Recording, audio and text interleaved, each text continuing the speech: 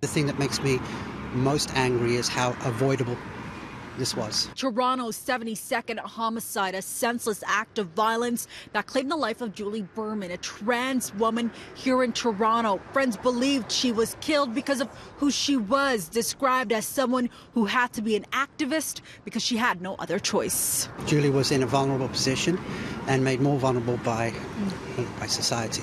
And eventually it killed her, as well as, of course, the man that murdered her. Julie was found with head injuries inside a residence in the Brunswick Avenue and Harbord Street area on Sunday. The 51-year-old later died in hospital. 29-year-old Colin Harnick was arrested for her death.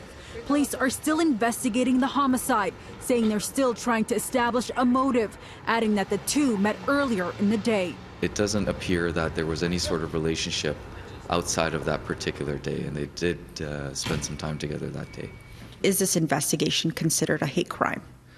Right. So, I mean, these are all things that we would consider. I do not have any information to suggest that Ms. Berman was targeted or that this is any sort of hate crime. According to Toronto police, last year, 11% of the 137 reported hate crimes were experienced by members of the LGBTQ communities, with 13 incidents reported in 2018. Of those, 2 targeted trans women. Trans women are second-class citizens in the great and beautiful city of Toronto. However, Nikki Ward, a community advocate and close friend of Julie, says the data we have is inaccurate and isn't reflective of the realities lived by trans women, saying the numbers are much higher. Violence against women, and violence against trans women in particular, is on the rise. It is preventable. As tributes pour in, Nikki and others paint a picture of who Julie was, her fierce personality, but also her struggles in a society where she was forced to be an advocate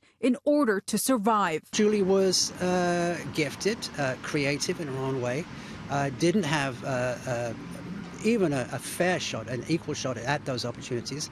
And when she needed help around housing and health issues, physical and mental health issues, it just wasn't there. So, yeah, she was a survivor until she wasn't. When it comes to finding a solution to address these vulnerabilities, Nikki says the voices of trans women need to be heard. There aren't enough leadership positions being held by trans women. We are called to the table at the end of the day after the problem has occurred. We are then patronized, literally, by it, and then set to one side until the next murder happens. Inside Barbara Hall Park, a trans memorial with the names of the victims who died of violent death. It's been most recently targeted by vandals, but you can see the trans symbol right there. Nikki Ward tells me the hope is to have this cleaned up so they could add Julie's name to this memorial.